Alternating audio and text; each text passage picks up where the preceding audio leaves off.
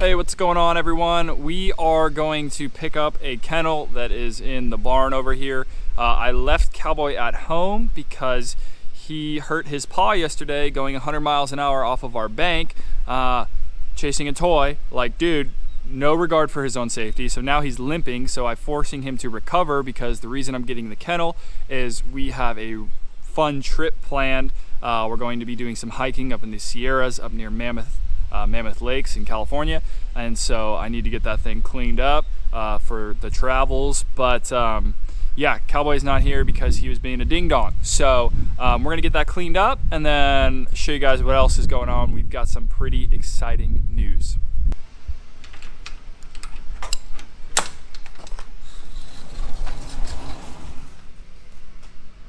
What's up?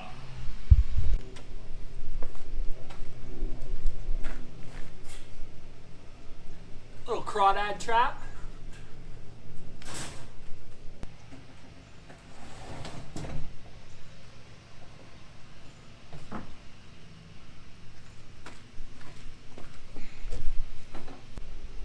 It's no gunner kennel, but it'll have to do for now.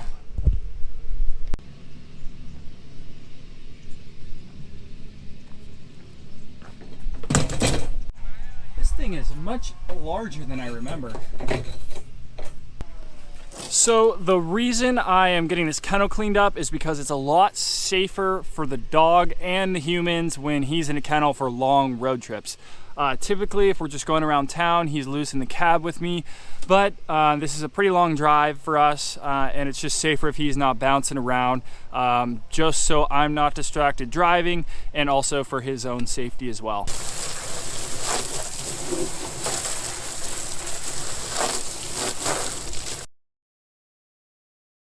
All right, the journey continues. We have a special quest now. I have the cattle dog with me. When he is injured, it is very hard to fulfill him if we can't get our exercise in. So they say that 20 minutes of sniffing is equivalent to like an hour of like physical exercise for dogs. I don't know how true that is, but I do know he's more tired when I bring him places and he has to kind of like watch everything going on. So he can walk good enough for me to take him into this pet store right now. We have to go pick something up that is going to give hint to our next surprise, and it's a furry surprise. So stick around.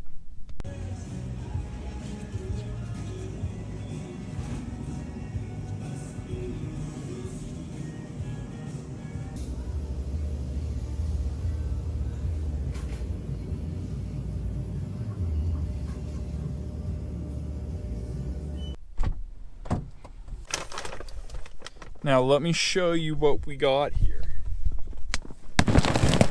Large breed puppy. This says, let's see, for breeds that mature to over 70 pounds. Cattle dogs typically don't weigh 70 pounds. So guys, my question is, let me know in the comments what breed you think we are getting. Any guesses? The breeder has him on Nutrisource. Yes, it's a him. The breeder has him on Nutrisource. I like to start dogs on the same kibble that the breeder has them on, regardless of if I keep them on that kibble yet. Not sure. But the breeder is really convinced that it is a good one. So we might keep him on it. We might not. We'll see. I'm going to look into it a little bit more. But I just like to start them on that one so they don't have, you know, there's already a lot of changes going on. We might as well keep their food the same. We also got a little salmon toy. I was gonna get a bird toy to help announce what breed we're getting, but they didn't have one that I liked. I liked the salmon better. So we got a salmon toy. That's not gonna help you guys figure this out at all, except that maybe this dog will likely be in the water a lot. For those of you who have been following me, you know we lost our lab about a month ago. And I've always had a lab in my life. I love labs, but it is not a lab that we are getting, and it is not a cattle dog that we are getting either. We put a lot of thought into the next breed that we were going to get, and finding the breeder, doing the research, the bloodlines, everything, and are very, very focused on health of the bloodlines and what this dog is bred to do. We are not getting a cattle dog. For all my cattle dog lovers, Cowboy is my cattle dog. I love him with all my heart, and he holds the cattle dog spot in my heart. So, you know, didn't want to get another cattle dog quite yet with him. I think a different breed would kind of mesh with our current pack a little bit better, which is also includes my fiance's Brittany as well, her Brittany Spaniel. So adding a third dog will be it'll be a journey, and you guys are going to be here for it. Now we are going to go drop off a bunch of your guys' orders from Back 40 Dogs. I just talked to the owner of the pet store that I was in, and we're going to see if we can't get some of our products in his stores. He's got 4 locations, so that would be pretty sweet. They just opened up this location near our house, and so it was cool to welcome them to the neighborhood and support them.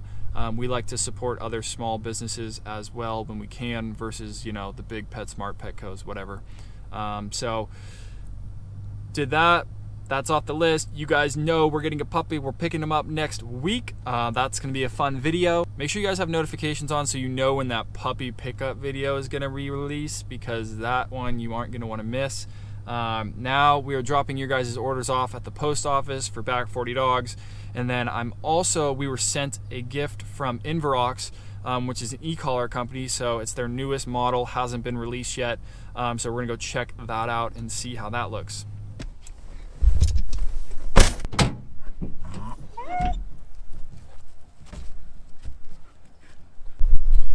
Alright, so we've got the kennel cleaned up, slapped a Back 40 sticker on there, loaded up in the back of the truck.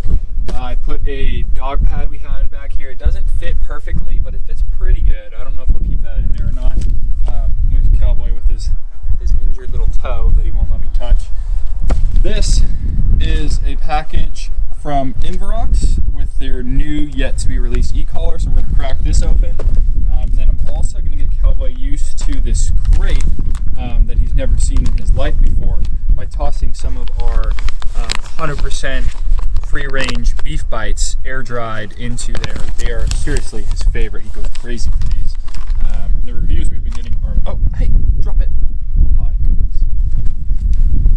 And that's a great way to get dogs used to a crate, guys, is to feed them in it, toss food in it, get them to just kind of explore it voluntarily. It's a little harder for him with his little paw right now, but just toss those in the back.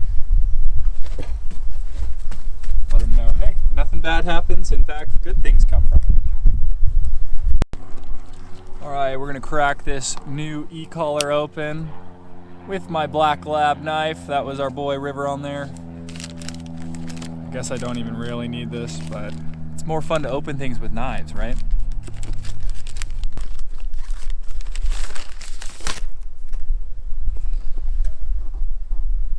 Alright, here's the box. They hooked us up. Ken is the founder over at Inverox. I've talked with him a few times. Pretty cool guy.